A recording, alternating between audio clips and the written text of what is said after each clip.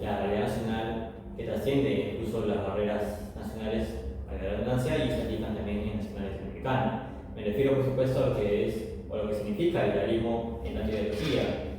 Verán, cuando en el sentido común se refieren conceptos tales como la libertad, la vida, entre otras cosas, muchas veces solemos tomarlo como algo recurrente, algo común que ya estaba por sentados, ignorando así que estos son frutos o resultados de la larga tradición académica, intelectual, de por supuesto importantes referentes políticos.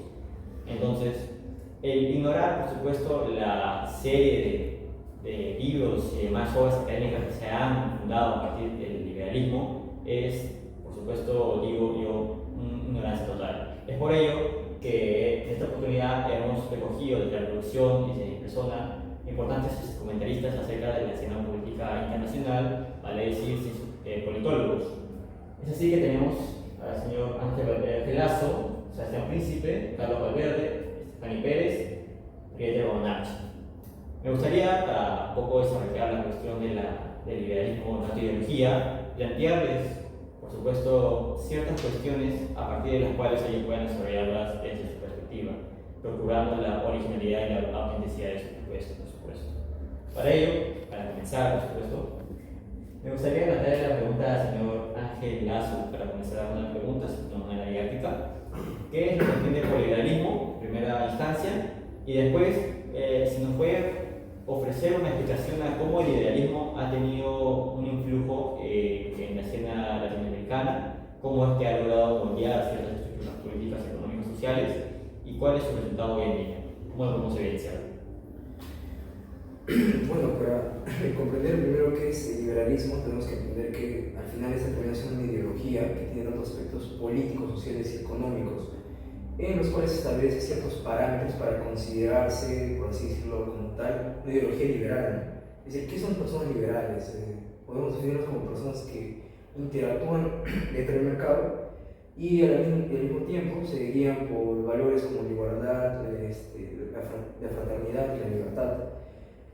Bueno, para seguir continuando con la otra pregunta es ¿cómo influye en Latinoamérica?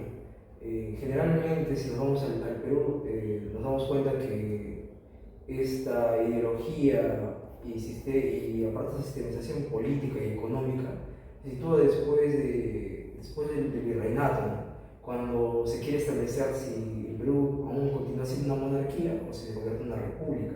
En aquel entonces, a los que se llamaban liberales eran aquellos a quienes querían que el Perú se convirtiera en una república, y a los conservadores se llamaba aquellos que querían que el Perú sea una monarquía. Y si vamos en el sentido general latinoamericano, es cómo va evolucionando esa sociedad de la misma manera. La mayoría de países que existen en Latinoamérica, que fueron parte de un virreinato en general, se dan estas controversias, ¿no? De tratar de pasar de lo que era en aquel entonces considerado el mejor sistema a pasar a un sistema nuevo con el cual se buscaba mejorar todos los aspectos de la nación para que éste pueda desarrollarse a la par que los países que estaban dentro de lo que consideramos el primer mundo, así como también Occidente. Muchas gracias por su explicación. ¿Qué nos podría decir el profesor Sebastián Príncipe? Pues podríamos comenzar por el mismo lado que mi compañero Ángel, que todo comienza en el siglo XVIII, con la llegada de las ideas buscadas al Perú, o también se va además en su época liberal, que es el liberalismo en tanto en su pensamiento político, en tanto proviene de la tradición francesa y se manifestaba como ideas de la Ilustración, que se fue incubando para juntarse con las ideas de la independencia, cosa que cuando en Latinoamérica llegan las independencias en el siglo XIX, ya no continúan siendo parte de una monarquía, de la monarquía hispánica, ¿no? Sino que terminan independizándose y con los hispanos se convierten en repúblicas de inspiración ilustrada, como se puede ver en las primeras constituciones del siglo XIX, pensando también en ciertas ideas liberales y económicas, pero con la diferencia que en el siglo XIX predominaba el liberalismo político, en la idea de la república de ciudadanos iguales en derechos y deberes y libertades.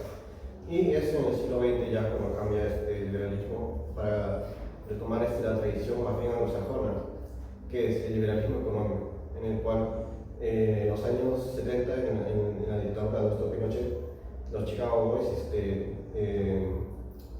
son los pupilos del profesor, del economista Milton Friedman, llegan a Chile y implantan un nuevo sistema que bebe del liberalismo económico clásico, ¿no? El liberalismo anglosajón, lo cual deviene en lo que llamarían después, mucho tiempo después, neoliberalismo, y que sería como el modelo económico general para todos a partir de la caída de la Unión de Repúblicas Socialistas Soviéticas, y por lo cual ahorita estamos, por ejemplo, en sistemas, digamos, el sistema económico de Perú, muchos lo llamarían neoliberal y sus detractores lo llaman neoliberal. ¿Por qué? Porque se trata de respeto a la propiedad privada, a las libertades económicas y a la libertad de libre empresa. Una importante perspectiva a partir de los casos concretos que se dieron en Latinoamérica, por supuesto, el caso chileno. Ahora bien, retomando un poco la relación, ¿qué nos podría decir el señor Carlos Valverde?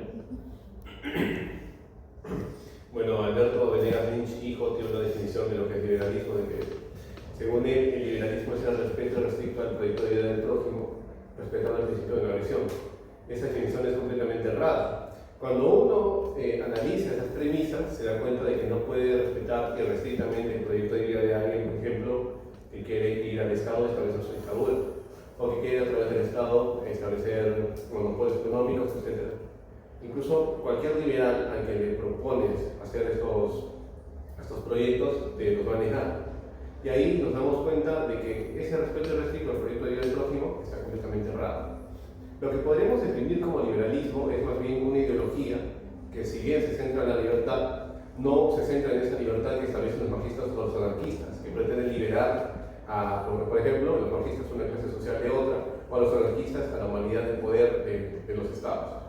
Esta libertad es tanto negativa, es decir, libertad de, como positiva, libertad para. Y también presenta el principio de no agresión, algo que, por ejemplo, no presentan los anarquistas ni los marxistas, pues estos establecen una dictadura o una revolución violenta para poder liberarse, mientras que los liberales no. Ellos se dicen que hay que ir más por una vía pacífica. Vemos pues que dentro de lo que sería la historia del Perú, los liberales bebieron, como se ha dicho acá anteriormente, bastante de las ideas ilustradas, incluso nacieron ahí. Por ejemplo, acá en Perú, las revoluciones, lo que sería hoy, pero las revoluciones liberales fueron bastante violentas, muy contrarias, por ejemplo, a la definición que hemos dado. Y lamentablemente eso es la verdadera historia del liberalismo. Es una ideología que logró impulsarse, logró imponerse a través tanto de la educación como de la violencia, y que hoy en día ha logrado tener simplemente este aspecto pacífico. Por ejemplo, podemos ver en el caso de Blas Estolaza, que fue un cura, los liberales se mataron cuando él estaba encerrado en un castillo. Pero fue una turba y lo empezaron a pelear hasta que acabaron con su vida. Y esto lo podemos ver ejemplificado en el libro de don Fernando Altuve, que se llama Los Conservadores.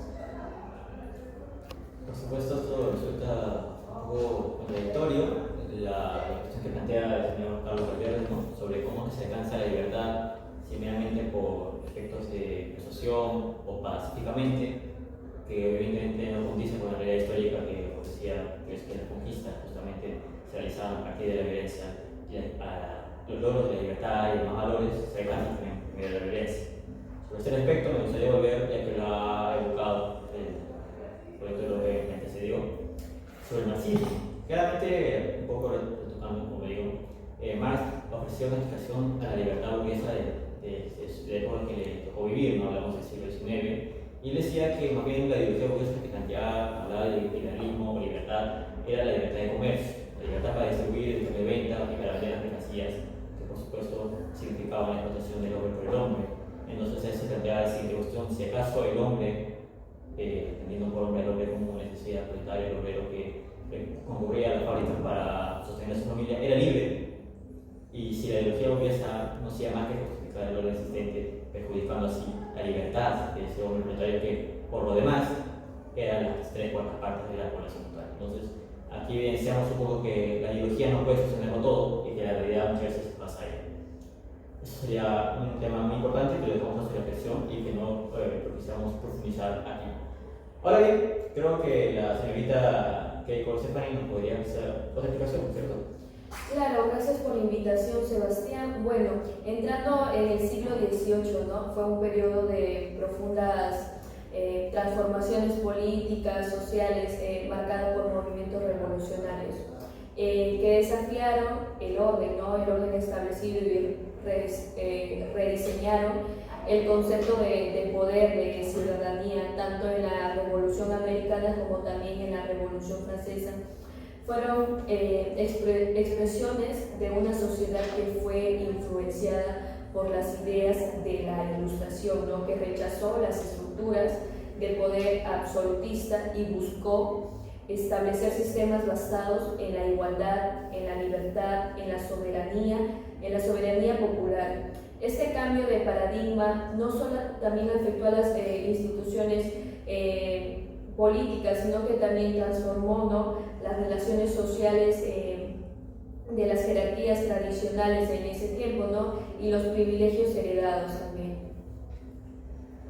Claro, ¿no? Retomando un poco lo que ya se ha tratado antes, es este arraigo que tienen las ideas europeas, obviamente de ilustración, en el sentido de que propugnaban por una sociedad orientada básicamente por la razón, ¿no? De ahí que podemos hablar de libertad y identidad, entre otras cosas. Por último, me gustaría, si el profesor Gabriela puede poner, ¿no? Para finiquitar esta primera ronda de preguntas y pasar a la próxima. Bueno, gracias Sebastián por el paso. Bueno, cabe mencionar del liberalismo y podemos mencionar lo que es John Locke, que es padre del liberalismo, ¿no? Él definía sobre los principios, digamos, o teorías, ¿no? Que presentaban sobre la libertad, ¿no? O sea, él más veía lo que es que todos los individuos tienen derechos, ¿no? Inherentes a la vida, a la libertad y a la propiedad, ¿no? Estas ideas fueron adoptadas por líderes independentistas, ¿no? Que trajeron a lo que es el liberalismo latinoamericano, ¿no? Se puede mencionar, digamos, como un argumento, como un sustento, como un base humano.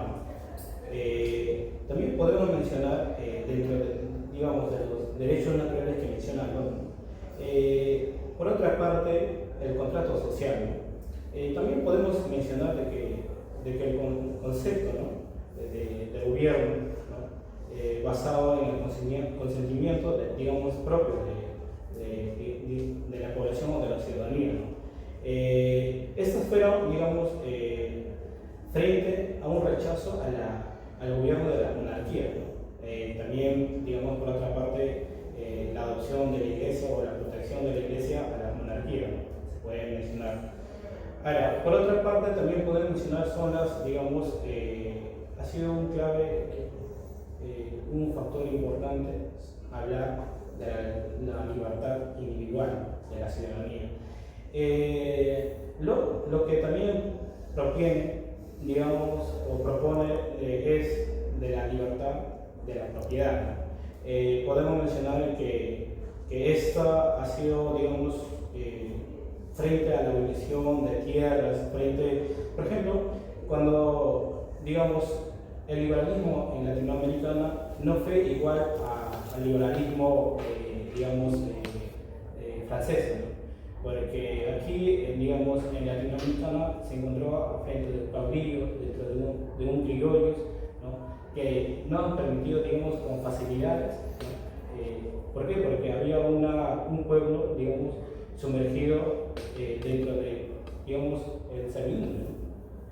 O sea, eso ha sido, la dificultad de que esté al frente, ¿no? O que se podría desarrollarse con normalidad el liberalismo aquí en América Latina, a comparación, en Francia, ¿no? Ese sería el punto. Vaya, interesante acotación que nos hace el profesor Gabriel, ¿no? Es justo lo que menciona sobre los orígenes del liberalismo, tanto de ideología, cuyo raíz, por supuesto, se encuentra en Europa. No fue o no tuvo el mismo desarrollo que en el plano nacional o incluso regional de esa parte del continente, puesto que ya decía de la Torre, ¿no? Si la medida que hemos significado, por supuesto, capitalismo con liberalismo, está en su lado más avanzado de Europa, es decir, el liberalismo, aquí apenas es el lado más incipiente, es decir, nosotros vimos el capitalismo a partir del lado más avanzado, que es el liberalismo. No hemos tenido opción, acaso, de desarrollar una clase de burgués propiamente nacional o incluso regional. Eso es para votar. Ahora bien, creo que ya los politólogos han podido proporcionar a ustedes, la audiencia, unas bases sólidas para comprender un poco, si se puede decir, parcialmente lo que significa el liberalismo. Por supuesto, aquí no es ninguna clase académica y no pretende ser. Entonces, me gustaría tratar la siguiente cuestión, es acerca de en qué medida podemos relacionar o explicar este aterrizaje del liberalismo, justamente lo que tratábamos, con el desarrollo diferenciado de los países. Es decir, se sabe que no fue la misma realidad de México que la de Perú en el siglo XX principalmente, ¿no? Ellos ya habían pasado por la Revolución Mexicana, adoptaron posteriormente una clase pequeña burgués como dominante, mientras que en el Perú, por ejemplo, el liberalismo tuvo su máxima expresión en su forma de liberalismo con pleguía. Entonces podemos hacer una suerte de diferenciación entre las realidades nacionales de cada uno de los países de Latinoamérica. ¿Cómo podríamos explicar esta diferenciación que pueda haber? Bueno, para hacer esta diferenciación tendríamos que tomar los aspectos culturales de cada país, ¿no? En principio, si bien vemos en México se da una revolución, la mayoría de los que, por así decirlo, apoyaban todos estos proyectos eran netamente mexicanos, ¿no? Como tal, ¿no? Si bien eran mestizos, algunos eran ya más afianzados a lo que es sentirse mexicano, en cierto sentido. Mientras que en Perú podemos ver esta contradicción muy fuerte, ¿no? En la que existían clases que se distinguían una de otra. Los criollos no eran lo mismo que los mestizos incluso, y las comunidades que eran mejor dicho, no más, sino menos mestizas, incluso tenían otras ideas, otra cultura. Y generalmente hay un gran conflicto, por lo que podemos comprender que en Perú la aristocracia, la oligarquía que podría haber existido, se pensaba más a tratar de alguna forma obtener más recursos, tener más poder, consolidarse como una élite en algún punto. Pero como vemos, si bien también durante el periodo de guía hubo intentos de una consolidación de una élite peruana, no se pudo dar porque lamentablemente dentro de todos los proyectos económicos que habían, las élites que pretendían, pretendían una mejora del país o ganar más dinero a costa de él. En este caso, la aristocracia, la oligarquía peruana prefería un beneficio económico antes que un beneficio social o político.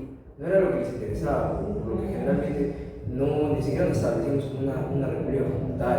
Nos faltaban muchos aspectos, teníamos una democracia muy débil aún. Mientras que en México sí había ese sentimiento de tratar de hacer que el país sea uno y que se desarrolle en base a esto, ¿no? Social y políticamente. Mientras que en Perú aún había incluso disidencias entre los diferentes departamentos que existían, ya que históricamente, si bien compartían lazos, también al mismo tiempo compartían muchos desacuerdos. Y por tanto vemos que el desarrollo que ambos han tenido ha sido muy distinto, porque han tenido una forma distinta de ver su estado a como lo veíamos nosotros y a cómo lo consolidaron las élites que eran en aquel entonces.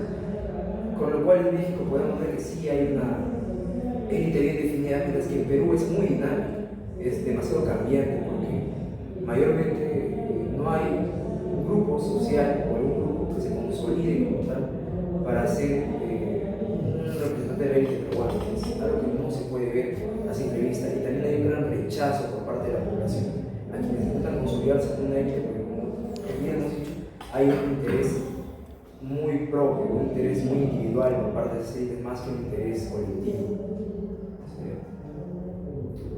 Interesante anotación que nos hace primero a Lazo. Entonces, me gustaría que su compañero, colega, en principio podría aterrizar en el plano ya del liberalismo, haciendo esto una pequeña introducción.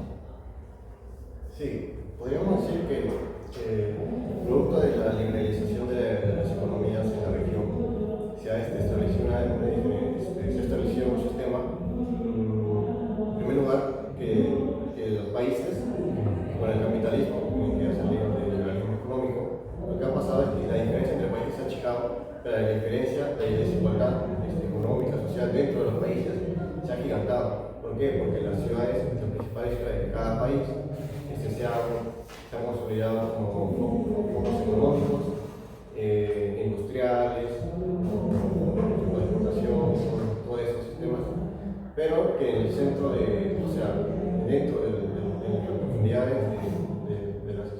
de los pueblos, de los países, lo que sucede es que no entra ese capitalismo, no entra el liberalismo, alcanza para que los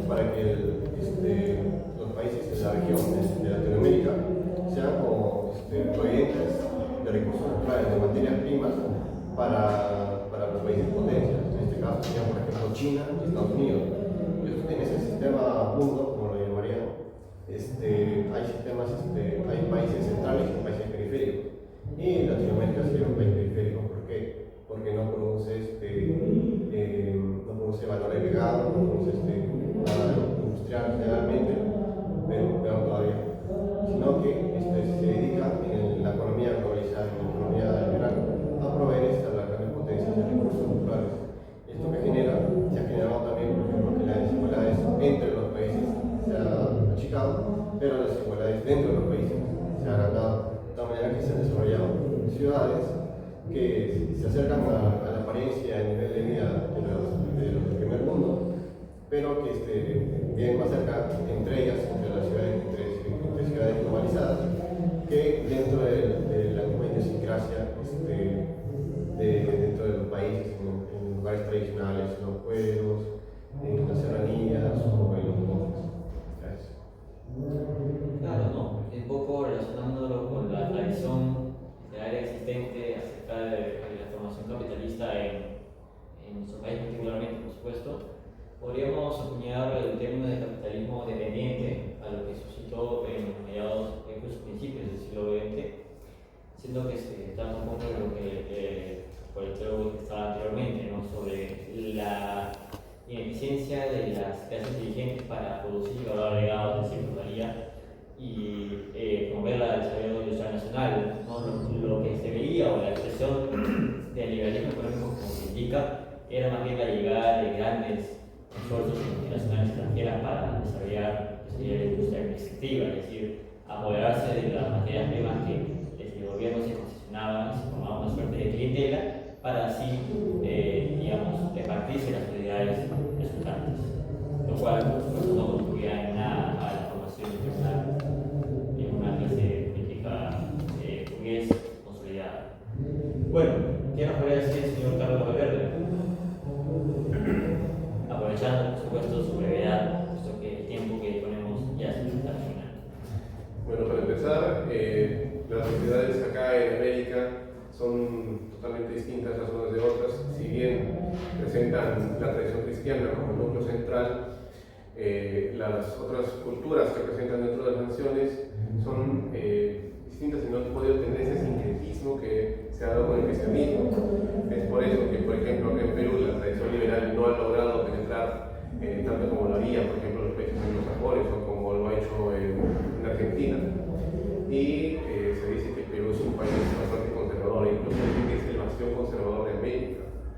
Es pues, debido a estas características tan distintas y heterogéneas dentro de los países de América Latina, que el liberalismo se ha dado de distintas formas en algunos lugares como Perú. Se ha dado a través de militarismos, a través de varios golpes de Estado, una clase dirigente, la criollada, como le dicen, bastante mediocre, que no ha podido configurar un proyecto adecuado para el futuro y que recién últimamente se están viendo unos frutos adecuados con la Constitución del 93, que si bien ha logrado bastante desarrollo económico, en el desarrollo social y político no ha ido tan lejos. Mientras que en Argentina, por ejemplo, debido a la reacción contra las políticas intervencionistas de los kirchner, se ha optado por el liberalismo que ha propuesto Javier Milei, un liberalismo más orientado hacia la escuela austríaca de economía, no tanto la escuela clásica o la neoclásica, por ejemplo, o la escuela de Chicago. Y vamos a ver qué están por hacer durante todos estos años, debido a que, como es un proyecto reciente, muy probablemente tengan logros o fracasos. Solo la historia va a decirnos qué va a pasar ahí. Incluso hay un celerísimo autor que dice que la historia de cabo, la historia entendida como el gran siglo XX, que daba la diferencia entre socialismo y liberalismo, han concluido en una rotunda victoria del liberalismo, ¿no? De allí que estamos hablando de regímenes que adoptan más bien políticas de libre mercado, como ya ha sido mencionada específicamente la cuestión argentina, como entonces, culminando un poco lo que sería la segunda ronda, una vez más recalcando esa brevísima historia de tiempo, ¿qué nos podría decir la politóloga Keiko acerca del liberalismo en bases, en consideración de la cultura permanente de cada país, ¿no? Su manifestación? ¿Cómo ha divergido de cada uno de ellos? Bueno, creo más allá de la influencia de la ilustración que cada país puede tener, como también el simbolismo, ¿no?, de la libertad, del nacionalismo, el contractualismo de los derechos humanos. Entonces hay gran parte de influencia, ¿no? Y entonces mediante eso es un simbolismo histórico y artístico también para los países. Por supuesto, un poco recalcando que el liberalismo no solo se marca en materia económica, sino también en las facultades que el individuo tiene a partir de la garantización de sus derechos de expresión, culturales y demás, ¿no? Entonces, Frida, ¿qué podrías agregar, si acaso es necesario, de lo que ya se ha mencionado en esa parte? Bien, entonces, hablando cuando comentabas, digamos, el liberalismo ya quedó atrás, podemos mencionar el neoliberalismo, donde la economía es un factor importante, digamos, dentro de la sociedad. Eso basándose en que la intervención del Estado no esté, digamos, a un porcentaje mayor, sino a un porcentaje menor de intervención. Cosa que, digamos, hablamos de la economía, por ejemplo, actualmente ya tenemos, digamos, acuerdos sobre el Tratado de Comercio, el TLC, el Tratado de Libre Comercio, tanto con China, con Estados Unidos, ¿no?, donde que buscan es desarrollar económicamente, socialmente y puede decir también culturalmente, ¿no? O sea, ya buscamos un poco más allá. El neoliberalismo ha sido un factor, digamos, puede decir en el sentido, digamos, que ha intervenido en América Latina. Tal vez, por otro lado, que en América Latina no ha sido al 100% que ha influenciado el liberalismo, tanto el socialismo, sino se busca o tratan de intervenir el neoliberalismo aquí en Perú, digamos, o en América Latina. Por supuesto, y aprovecho tu intervención para introducir lo que sería nuestra última ronda a partir de las críticas, es decir, las ventajas y desventajas que nos ofrece el liberalismo, lo que nos ha ofrecido y que podemos percibir a partir del curso histórico. Y me gustaría decir pues, que es un poco paradójico el hecho de que el liberalismo, para destruirse, ¿no?, en nuestras realidades, haya recurrido a lo que mencionamos Carlos, los mecanismos violentos, ¿no? Se mencionaba un poco el caso de Chile y el caso peruano, primero a partir de lo que esta noche que pone al primer gobernante socialista democrático de la historia, Salvador Allende, y el segundo es producto del golpe de Estado del ex dictador fallecido ya, Aldo Fujimori. En ambos casos, hace que se ha recurrido a mecanismos violentos para construir lo que significaría unas libertades económicas. Resulta paradójico que una ideología que pugna justamente estas doctrinas liberales de libertad y vida y tal haga uso de estos mecanismos que podríamos acusar de contradictorios a lo que sus bases indican, ¿no? Esto es meramente plano teórico. Por supuesto que la base política no obedece en el sentido a lo que se enseña en los libros, ¿no? Entonces, si acaso pueden sumar o emitir algún comentario respecto a lo que he indicado y relacionado con las críticas que se han hecho al liberalismo, ¿qué podrían decir? Bueno, para comenzar haciendo como tal los comentarios, ¿no? Todo lo que se ha expresado, hay que comprender que en principio, si bien el liberalismo se presenta como, bueno, la idea vencedora, la ideología vencedora en muchos aspectos, ha tenido puntos negativos, pero no digamos negativos en el sentido de que la ideología tenga matices negativos, sino en un contexto más simple, es que para poder realizarse ha tenido un proceso muy complejo y hasta revolucionario. Pues como bien dice el colega, se han dado muchas de esas estructuras nuevas económicas adaptadas al liberalismo bajo un contexto en el cual existe golpes de Estado. Y la pregunta es ¿por qué? ¿Por qué en Latinoamérica se da así? Porque lo que más estamos viendo es por qué en Latinoamérica sucede esto. Porque en principio la sociedad no entendía qué es el liberalismo. Incluso hasta el día de hoy hay una fuerte resistencia conservadora que no entiende ni comprende el liberalismo. En gran parte creen que el liberalismo es algo que va en contra de ellos. Y lo mismo pensaban las personas de aquel entonces. Hay que recordar que antes de que Fujimori instaurara su nueva constitución, antes incluso de que sea presidente, quien presentaba las propuestas económicas de Fujimori fue Mario Vargas Llosa, el cual perdió en la contienda contra un partido que era el Cambio 90, que se presentaba como un partido en parte, en gran matiz, como un partido de izquierda. Y aún así aplicó políticas que son liberales y que se podrían considerar de derecha, pues el liberalismo tira para este lado. En aquel entonces era el liberalismo de derecha, el socialismo y el comunismo era una ideología de izquierda.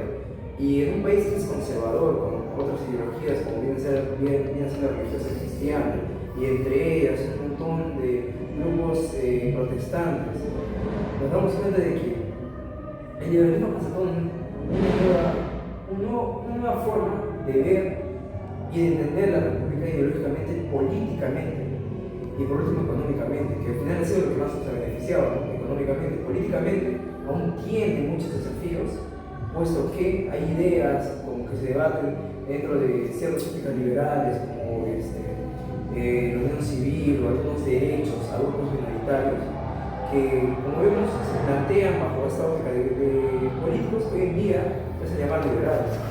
Y la pregunta es, ¿Perú realmente es un país liberal?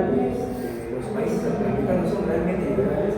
Eso tendríamos que cuestionar, ¿no? Porque hasta cierto punto vemos que siempre hay un rechazo del liberalismo y muchas veces se ha tenido que desarrollar bajo una lógica de violencia, una lógica de imponerse de fuerza.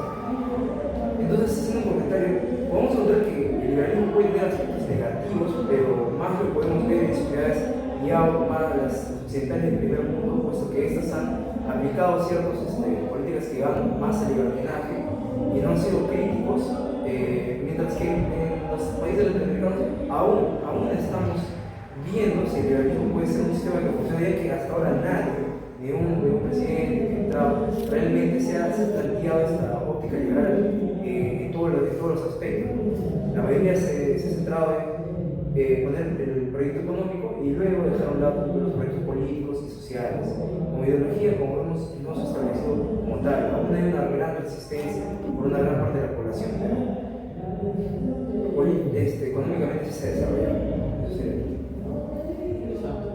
Es sabido, por supuesto, la gran trayectoria de nuestro príncipe, cuya arraigo con la ideología conservadora de caso se puede ser una ideología conocida, entonces su perspectiva conservadora que no puede decir acerca del liberalismo, sus ventajas y desventajas, ¿no? También puede ser difícil, Bueno, primero recordemos que el liberalismo es la ideología o filosofía de la libertad. ¿Libertad de quién? Del individuo. Y es este sujeto, el individuo, es el sujeto político de toda la ideología liberal, sea el ámbito político, filosófico o el ámbito económico. ¿Qué sucede? Que todo, como estamos diciendo, se impuso el liberalismo de una manera orgánica, por medio de golpe de Estado, por medio de quitar a los antiguos poderes, destruir a los grupos intermedios de la sociedad. Y lo que ha pasado es que se implanta una idea desde arriba, desde el Estado, desde los nacientes estados republicanos y luego los estados en plenas dictaduras en el siglo XX. de tal manera que esta idea no se conlleva con las ideas tradicionales de la sociedad. Por ejemplo, la célula de la sociedad, lo que siempre se dice de manera como sentido común, de que es la célula de la sociedad es la familia, porque la familia es una sociedad más pequeña. De tal manera que el individuo, o sea, la persona, no se encuentra, no está aislada ni al aire en la existencia, sino que tiene amigos, tiene papá y mamá, ha nacido por lo menos en una familia, tiene gente a su alrededor, tiene su trabajo, tiene colegas de profesión, y si le gusta algún deporte o algún ocio, pues tiene colegas en ese ámbito, ese ámbito, ese interés. De tal manera que el individuo como tal, desde la perspectiva liberal, no existe realmente de manera natural en la sociedad, sino de manera implantada, de manera deliberada por cierta ingeniería social o por intereses de los grandes entes empresariales. Entonces, hay un choque entre la ideología liberal, sobre todo del lado filosófico-político, con las sociedades tradicionales. No tanto, digamos, el liberalismo económico, porque se ha aprovechado que las familias, los individuos como familias, se aprovechan del sistema económico del libre mercado, del libre comercio, para emerger y ser grandes empresarios y acumular de capital. De tal manera que, por ejemplo, tenemos hoy las familias que han crecido, por ejemplo, construyeron sus universidades y a partir de ello construyen también poder político en partidos políticos como son en los Luna, el Partido Podemos.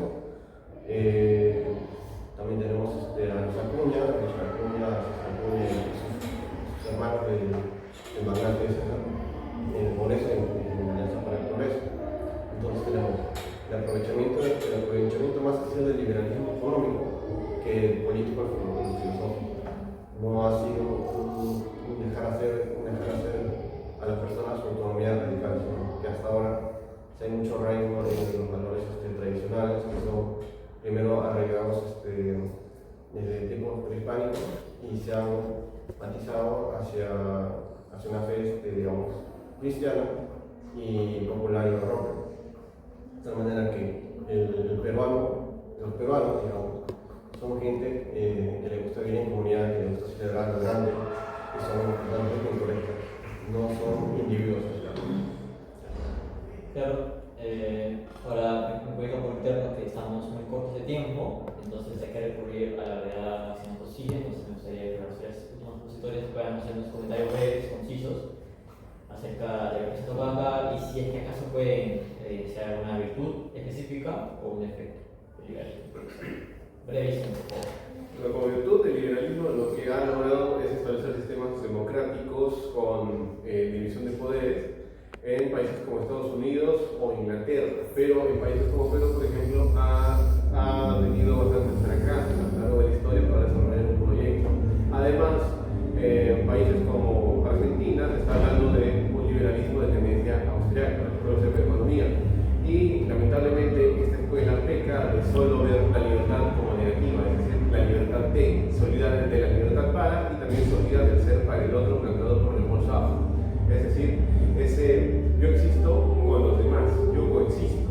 Más bien se centra demasiado en el individuo, le da demasiada cabida a y se termina olvidando de los demás. Así, por ejemplo, llegamos a escuchar cositas como las que dice Mirko Vidal, que también es politólogo, de que yo puedo hacer lo que quiera y tú no me puedes obligar a nada, ni siquiera pagar impuestos o hacer altruismo, ni tampoco puedo salir impune si es que yo, a través de la violencia, evito que un amigo se suicide, porque si es que yo hago eso a través de la violencia, sí o sí debo ser castigado. Bueno, como para un poquito finalizar ya de todo lo que han dicho acá mis compañeros, pues bueno, nos brinda una protección de libertad al individuo y también la protección a los derechos humanos.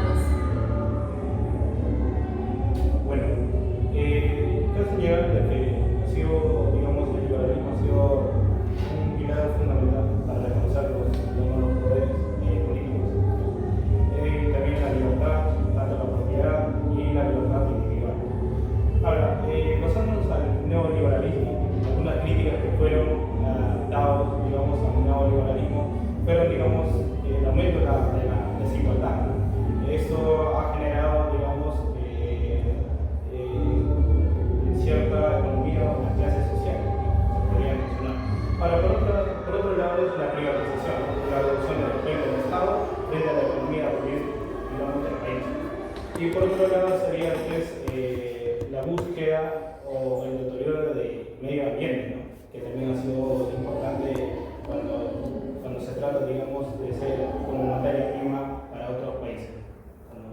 Gracias. Ok, ha sido muy esclarecedor sus últimas contribuciones en el tema. Entonces, para facilitar, estimada audiencia, tenemos de precisar un poco qué nos ha tocado, la forma de conclusiones. Tenemos pues que el liberalismo se presenta aquí como una ideología con diversos matices.